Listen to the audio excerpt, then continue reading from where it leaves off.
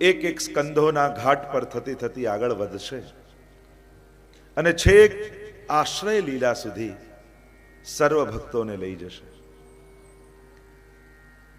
સાક્ષાત શ્રીનાથજી બાબાનું આ વાંગમય સ્વરૂપ, વાણીમય સ્વરૂપ અને કર્ણના માધ્યમથી સ્વયં શ્રીનાથજી બાબા આપણા હૃદયમાં પધારવા માટે અગ્રસર થઈ ચૂક્યા છે. પ્રભુ આપણા તરફ આવવા માટે નીકળી ચૂક્યા છે. શ્રીમદ ભાગવત ભગવાન એ કોઈ સાધારણ ગ્રંથ કે પુસ્તક નથી. આના અક્ષરે અક્ષરમાં ભગવાન બિરાજમાન છે. 12 સ્કંદ, 335 અધ્યાય અને 18,000 શ્લોકના આ શ્રીનાથજી બાબા શ્રવણ ભક્તિના માધ્યમથી છેક પ્રેમ લક્ષણા ભક્તિનું દાન કરનારા છે. નાથદ્વારામાં જઈને જે શ્રીનાથજી બાબાના આપણે દર્શન કરીએ છીએ એ જ શ્રીનાથજી બાબા સાક્ષાત ભાગવતજીમાં બિરાજમાન છે. એને લેશ માત્ર પણ ઓછા કરીને નહીં જાણવા. અને એટલા માટે જેમ શ્રીનાથજી બાબાની સન્મુખ આપણે બેસીએ, જેમ શ્રીનાથજીનો આદર રાખીએ, એવો જ આદર આપણે ભાગવતજીનો રાખીશું. આપણા અનેક પ્રકારના ધર્મશાસ્ત્રો, જેમાં વેદ, ઉપનિષદ, પુરાણ, સૂત્ર ગ્રંથો, જય ગ્રંથ, મહાભારત, સ્મૃતિ ગ્રંથો, શ્રીમદ ભાગવતજી એ પુરાણ છે. પુરા ભવમ ઇતિ પુરાણમ, જે પહેલા થઈ ચૂક્યું છે એ પુરાણ, યા પુરા નવમ ઇતિ પુરાણમ, જે સદાય નવું છે એ પુરાણ. એ તો ઘણી વાર લોકોને એમ થાય કે હવે આટલા હજારો વર્ષ થઈ ગયા આ બધું લખાય, તો આજે આ 21મી સદીમાં આ હજારો વર્ષ પહેલા લખાયેલા ગ્રંથોનું શું ઔચિત્ય છે? હવે આ શું કામના? એમ આપણને પ્રશ્ન થાય. તો હવે શું બદલાયું દુનિયામાં? શું ક્રોધ જતો રહ્યો? શું લોભ જતો રહ્યો? શું ઈર્ષા જતી રહી? શું દ્વેષ જતો રહ્યો? વિચાર કરો કે આ દુનિયામાં આ બધું ઘટ્યું કે વધ્યું છે? માણસ પહેલા કરતા વધારે ભણ્યો, કદાચ વધારે બુદ્ધિશાળી થયો, કદાચ વધારે સમજદાર કહેવાયો, તો આ બધું વધ્યું કે ઘટ્યું? નાના પહેલા કરતા તો આ બધું બહુ વધી ગયું છે. આપણને લાગે ને, આપણે માનતા કે જે અત્યારના સમયમાં આપણે બધા સુખની નિશાનીઓ માનીએ છીએ, આજે દુનિયામાં જેટલી બેંકો છે એટલી પહેલા નહોતી. આજે દુનિયામાં જેટલી હોસ્પિટલો છે એટલી પહેલા 100 વર્ષ પહેલા નહોતી. આજે જેટલી સ્કૂલો દુનિયામાં છે એટલી પહેલા 100 વર્ષ પહેલા નહોતી. આજે જેટલી કોર્ટ કચેરી પોલીસ સ્ટેશનો દુનિયામાં છે એટલા પહેલા નહોતા. આપણે માનીએ કે આ બધાથી સમાજનો વિકાસ થાય, સુખી સમાજ થાય. તો આ બધું પહેલા કરતા વધ્યું છે. તો વિચાર કરો, માણસ પહેલા કરતા વધારે સુખી થયો છે કે દુઃખી થયો છે? આપણા વડીલો ગામડામાં રહેતા, ઘરમાં કાંઈ એવું વૈભવ નહોતો, છતાં એમના ચહેરા પર જે સંતોષ અને શાંતિ દેખાતી એ આજે આપણા ચહેરા પર છે. આપણે એમ કહીએ કે દુનિયા બદલાઈ ગઈ છે, હવે આ ગ્રંથોની શું જરૂર? કદાચ હવે આ ગ્રંથોની સાચા અર્થમાં વધારે જરૂર પડી છે. કારણ કે પહેલા કરતા ક્રોધ વધ્યો છે, પહેલા કરતા ઈર્ષા વધી છે, પહેલા કરતા દ્વેષ વધ્યો છે.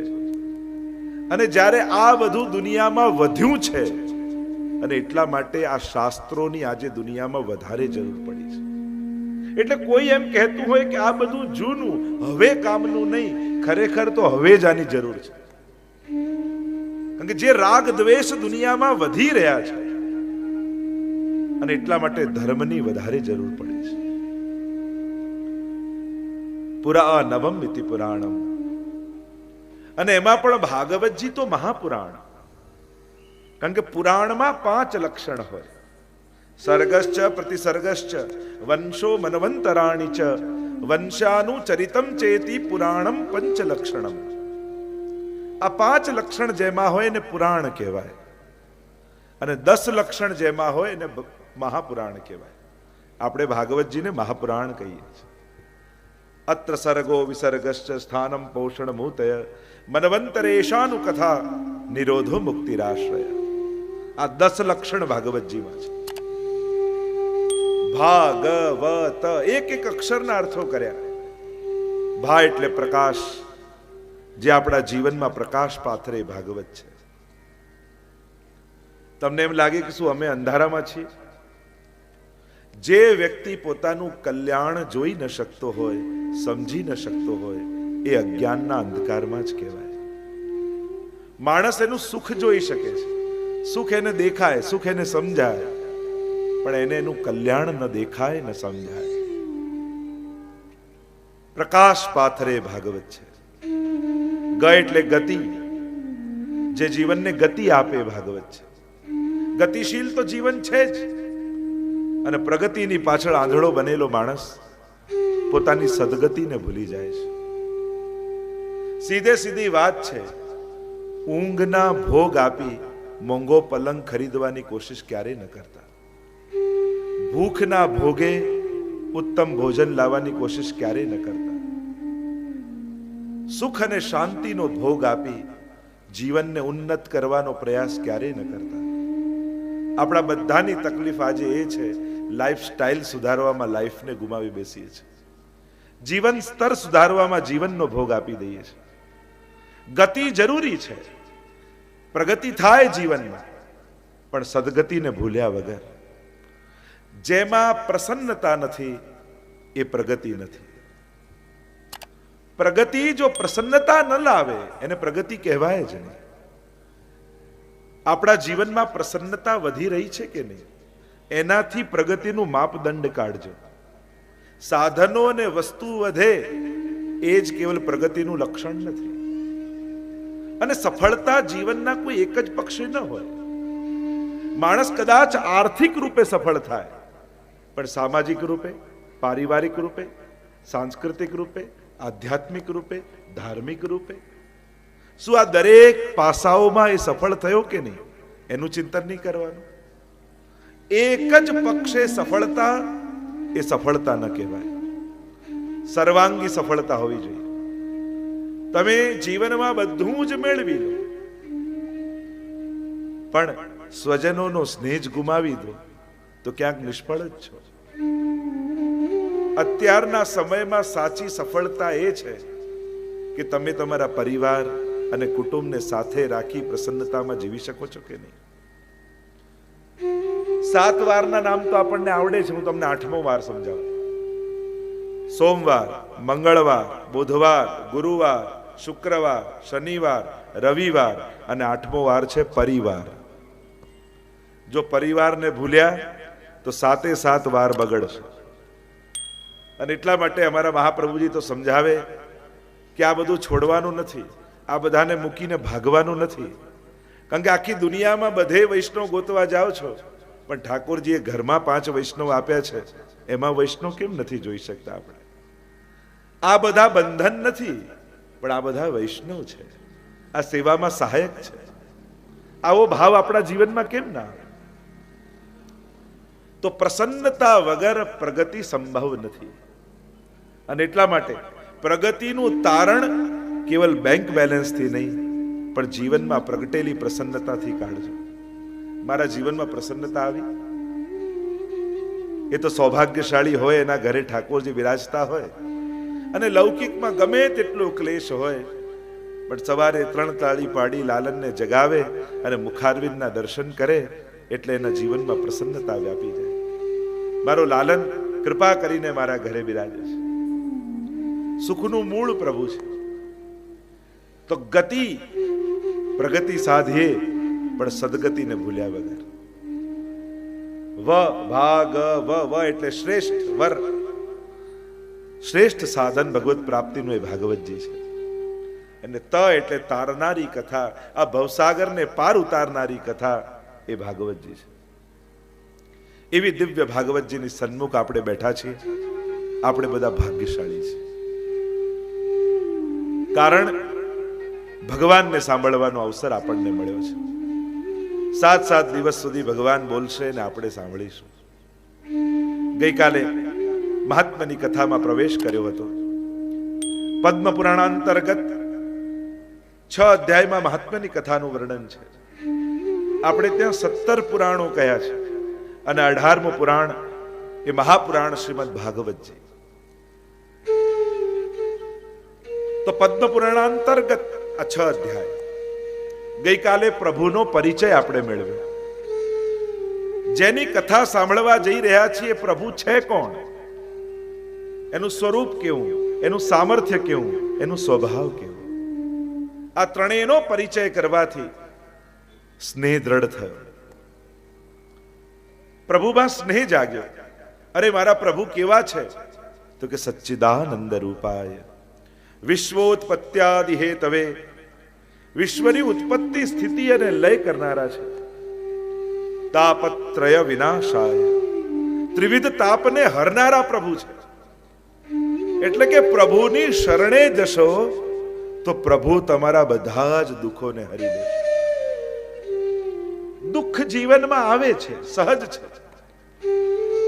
તમે સુખ નહીં ઈચ્છો કે મારે સુખી થવું જ નથી, છતાંય સુખ તમારા જીવનમાં આવવાના. અને તમે નહીં ઈચ્છો કે મારે દુઃખી થવું જ નથી, છતાંય દુઃખ તમારા જીવનમાં આવવાના. આ સુખ દુઃખની લહેરો સદાય જીવનમાં ચાલતી જ રહે છે. તો આ દુઃખના ત્રિવિધ તાપોને હરનારા કોઈ હોય તો એ પરમાત્મા છે. એક વસ્તુ યાદ રાખજો, આપણે કોઈને મદદ કરી શકીએ છીએ પણ સુખી નથી કરી શકતા.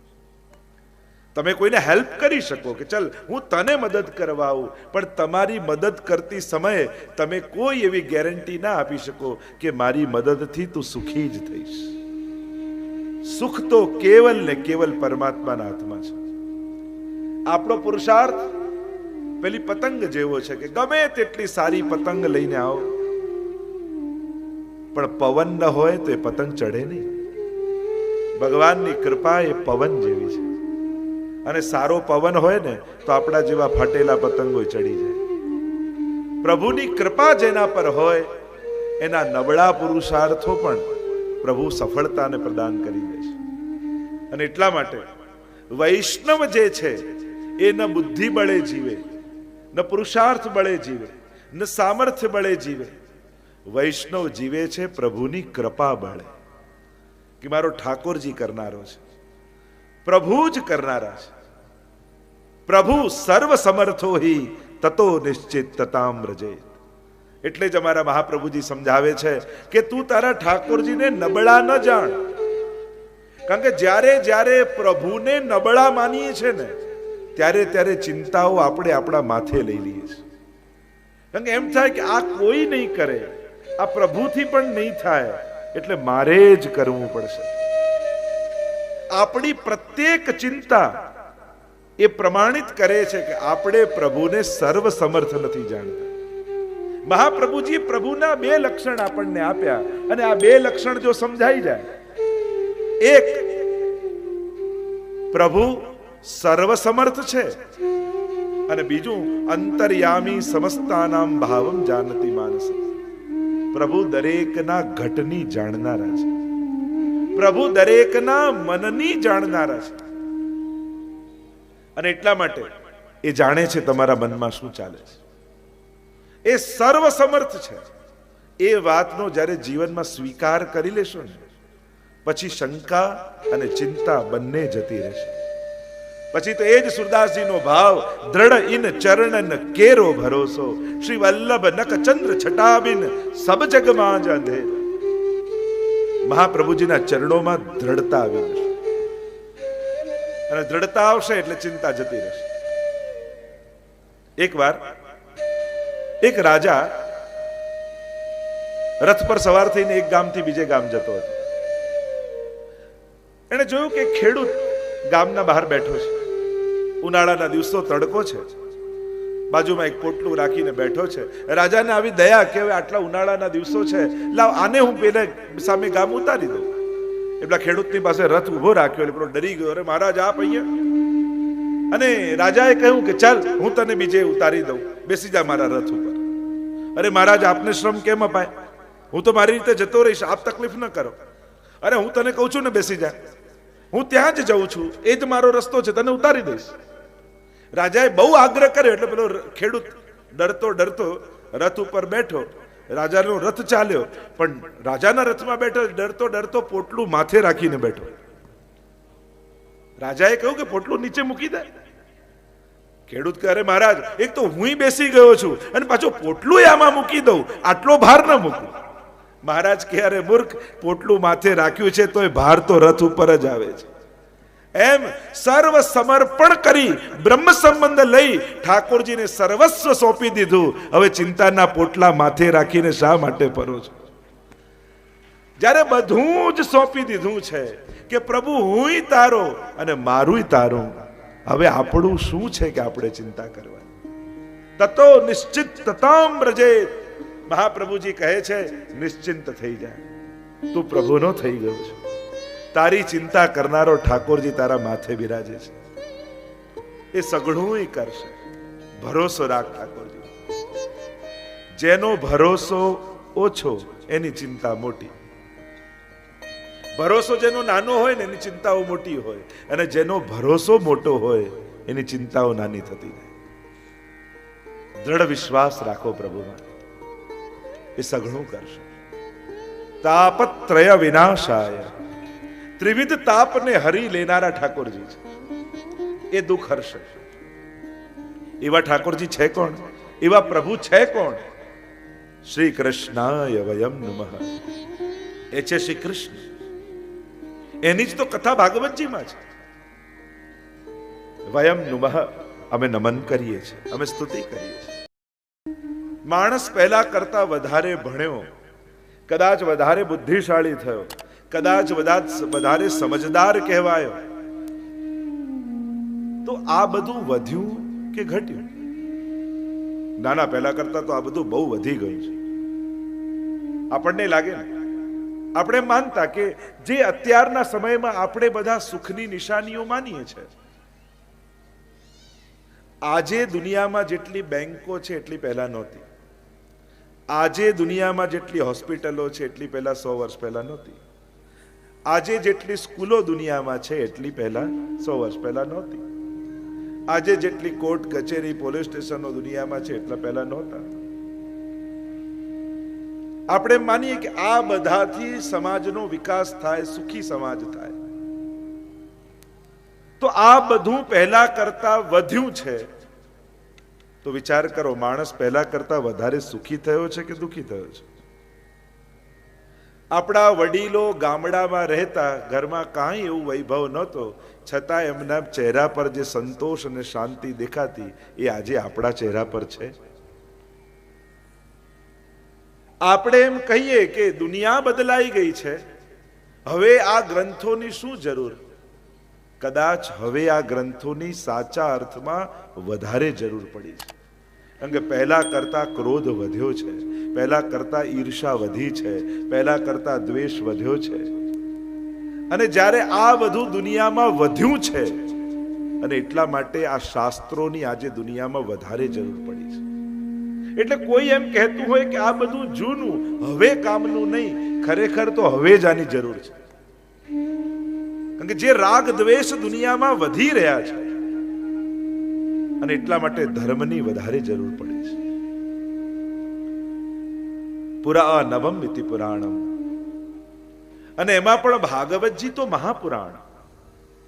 કારણ કે પુરાણમાં 5 લક્ષણ હોય: સર્ગશ્ચ પ્રતિસર્ગશ્ચ વંશો મનવંતરાણી ચ વંશાનુચરિતમ ચેતી પુરાણમ 5 લક્ષણમ.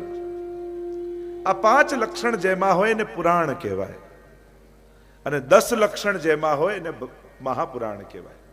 આપણે ભાગવતજીને મહાપુરાણ કહીએ છીએ. અત્ર સર્ગો વિસર્ગશ્ચ સ્થાનમ પોષણમૂતય મનવંતરેશાનુ કથા નિરોધો મુક્તિરાશ્રય. આ 10 લક્ષણ ભાગવતજીમાં છે. ભાગવત એક એક અક્ષરના અર્થો કર્યા. ભા એટલે પ્રકાશ, જે આપણા જીવનમાં પ્રકાશ પાથરે ભાગવત છે. તમને એમ લાગે કે શું અમે અંધારામાં છીએ? જે વ્યક્તિ પોતાનું કલ્યાણ જોઈ ન શકતો હોય, સમજી ન શકતો હોય, એ અજ્ઞાનના અંધકારમાં જ કહેવાય. માણસ એનું સુખ જોઈ શકે છે, સુખ એને દેખાય, સુખ એને સમજાય, પણ એને એનું કલ્યાણ ન દેખાય ન સમજાય. પ્રકાશ પાથરે ભાગવત છે. ગ એટલે ગતિ, જે જીવનને ગતિ આપે ભાગવત છે. ગતિશીલ તો જીવન છે જ, અને પ્રગતિની પાછળ આંધળો બનેલો માણસ પોતાની સદગતિને ભૂલી જાય છે. સીધે સીધી વાત છે, ઊંઘના ભોગ આપી મોંઘો પલંગ ખરીદવાની કોશિશ ક્યારે ન કરતા. ભૂખના ભોગે ઉત્તમ ભોજન લાવવાની કોશિશ ક્યારે ન કરતા. સુખ અને શાંતિનો ભોગ આપી જીવનને ઉન્નત કરવાનો પ્રયાસ ક્યારે ન કરતા. આપણા બધાની તકલીફ આજે એ છે, લાઈફસ્ટાઈલ સુધારવામાં લાઈફને ગુમાવી બેસીએ છીએ. જીવન સ્તર સુધારવામાં જીવનનો ભોગ આપી દઈએ છીએ. ગતિ જરૂરી છે, પ્રગતિ થાય જીવનમાં, પણ સદગતિને ભૂલ્યા વગર. જેમાં પ્રસન્નતા નથી એ પ્રગતિ નથી. પ્રગતિ જો પ્રસન્નતા ન લાવે એને પ્રગતિ કહેવાય જ નહીં. આપણા જીવનમાં પ્રસન્નતા વધી રહી છે કે નહીં, એનાથી પ્રગતિનું માપદંડ કાઢજો. સાધનો અને વસ્તુ વધે એ જ કેવલ પ્રગતિનું લક્ષણ નથી. અને સફળતા જીવનના કોઈ એક જ પક્ષે ન હોય. માણસ કદાચ આર્થિક રૂપે સફળ થાય, પણ સામાજિક રૂપે, પારિવારિક રૂપે, સાંસ્કૃતિક રૂપે, આધ્યાત્મિક રૂપે, ધાર્મિક રૂપે, શું આ દરેક પાસાઓમાં એ સફળ થયો કે નહીં એનું ચિંતન નહીં કરવાનું. એક જ પક્ષે સફળતા એ સફળતા ન કહેવાય. સર્વાંગી સફળતા હોવી જોઈએ. તમે જીવનમાં બધું જ મેળવી લો, પણ સ્વજનોનો સ્નેહ જ ગુમાવી દો તો ક્યાંક નિષ્ફળ જ છો. અત્યારના સમયમાં સાચી સફળતા એ છે કે તમે તમારા પરિવાર અને કુટુંબને સાથે રાખી પ્રસન્નતામાં જીવી શકો છો કે નહીં. 7 વારના નામ તો આપણને આવડે છે, હું તમને 8મો વાર સમજાવું.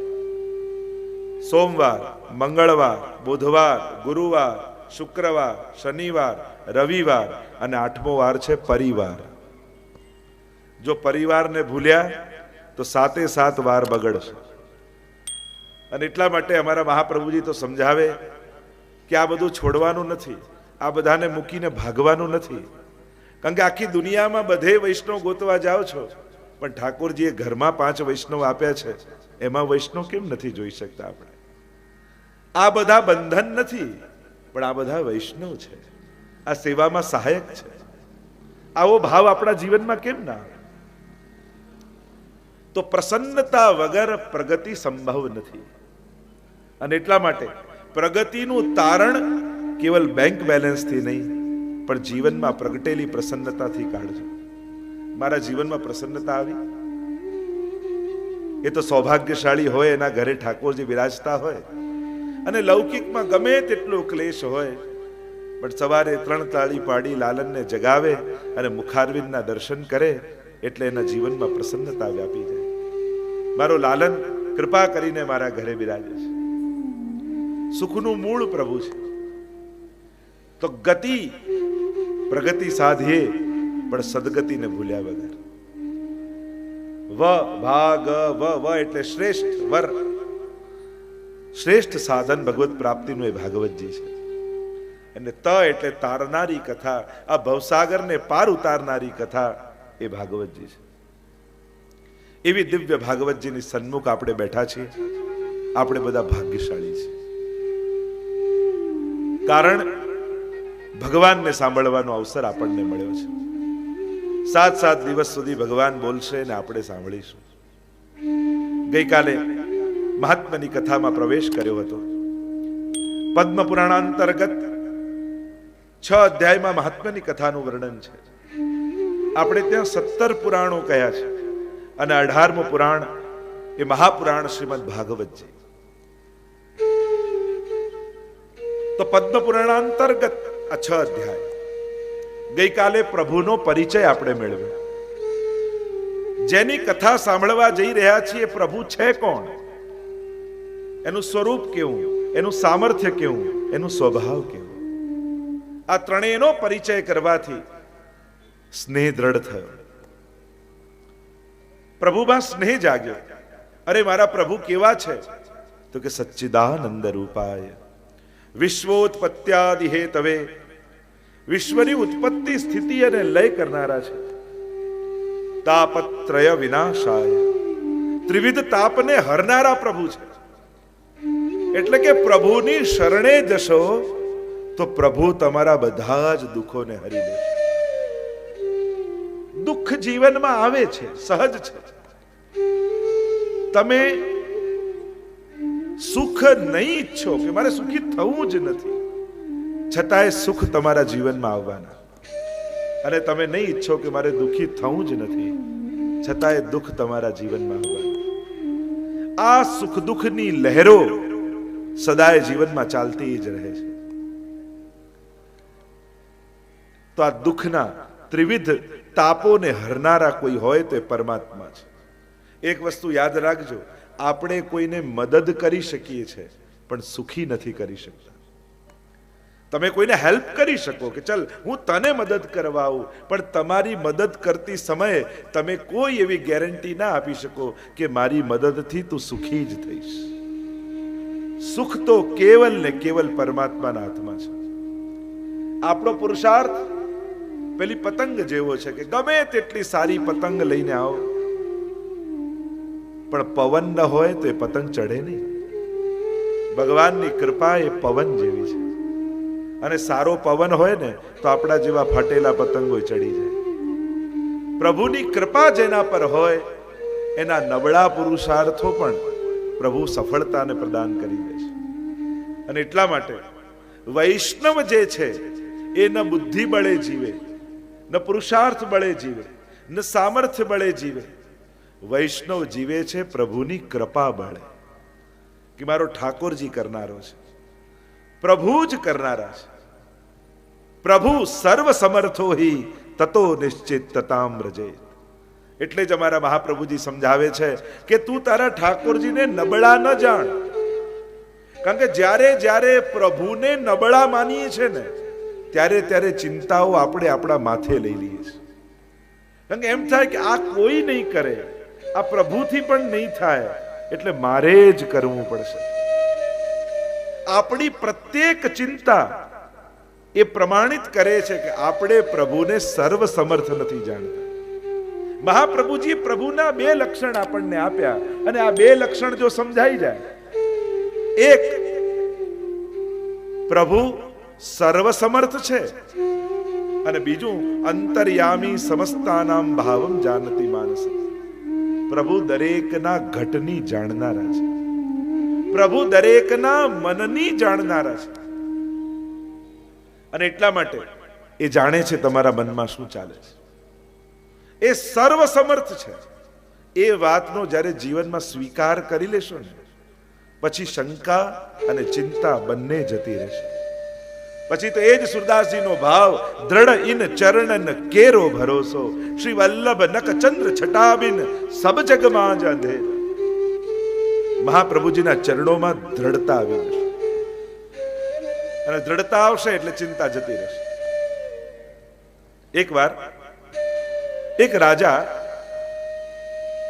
રથ પર સવાર થઈને એક ગામથી બીજે ગામ જતો હતો. એને જોયું કે ખેડૂત ગામના બહાર બેઠો છે. ઉનાળાના દિવસો, તડકો છે, બાજુમાં એક પોટલું રાખીને બેઠો છે. રાજાને આવી દયા કે હવે આટલા ઉનાળાના દિવસો છે, લાવ આને હું પેલે સામે ગામ ઉતારી દઉં. એટલા ખેડૂતની પાસે રથ ઉભો રાખ્યો, એટલે પેલો ડરી ગયો, અરે મહારાજ આપ અહીંયા. અને રાજાએ કહ્યું કે ચાલ હું તને બીજે ઉતારી દઉં, બેસી જા મારા રથ ઉપર. અરે મહારાજ આપને શ્રમ કેમ અપાય, હું તો મારી રીતે જતો રહીશ, આપ તકલીફ ન કરો. અરે હું તને કહું છું ને બેસી જા, હું ત્યાં જ જઉં છું, એ જ મારો રસ્તો છે, તને ઉતારી દઈશ. રાજાએ બહુ આગ્રહ કર્યો એટલે પેલો ખેડૂત ડરતો ડરતો રથ ઉપર બેઠો રાજાનો રથ ચાલ્યો, પણ રાજાના રથમાં બેઠો ડરતો ડરતો પોટલું માથે રાખીને બેઠો. રાજાએ કહ્યું કે પોટલું નીચે મૂકી દે. ખેડૂત કહે, અરે મહારાજ, એક તો હું બેસી ગયો છું અને પાછો પોટલું આમાં મૂકી દઉં, આટલો ભાર ન મૂકું. મહારાજ કહે, અરે મૂર્ખ, પોટલું માથે રાખ્યું છે તોય ભાર તો રથ ઉપર જ આવે છે. એમ સર્વ સમર્પણ કરી બ્રહ્મ સંબંધ લઈ ઠાકોરજીને સર્વસ્વ સોંપી દીધું. હવે ચિંતાના પોટલા માથે રાખીને શા માટે ફરો છો? જ્યારે બધું જ સોંપી દીધું છે કે પ્રભુ હુંય તારો અને મારુંય તારું, હવે આપણું શું છે કે આપણે ચિંતા કરવાની? તતો નિશ્ચિત તતામ વ્રજેત. મહાપ્રભુજી કહે છે, નિશ્ચિંત થઈ જાય, તું પ્રભુનો થઈ ગયો છે. તારી ચિંતા કરનારો ઠાકોરજી તારા માથે બિરાજે છે. એ સઘળું કરશે. ભરોસો રાખ ઠાકોરજી. જેનો ભરોસો ઓછો એની ચિંતા મોટી. ભરોસો જેનો નાનો હોય ને એની ચિંતાઓ મોટી હોય, અને જેનો ભરોસો મોટો હોય એની ચિંતાઓ નાની થતી જાય. દ્રઢ વિશ્વાસ રાખો પ્રભુમાં, એ સઘળું કરશે. તાપત્રય વિનાશાય. ત્રિવિધ તાપને હરી લેનારા ઠાકોરજી છે, એ દુઃખ હરશે. એવા ઠાકોરજી છે કોણ? એવા પ્રભુ છે કોણ? શ્રી કૃષ્ણાય વયમ નમઃ. એ છે શ્રી કૃષ્ણ. એની જ તો કથા ભાગવતજીમાં છે. વયમ નમઃ, અમે નમન કરીએ છીએ, અમે સ્તુતિ કરીએ છીએ.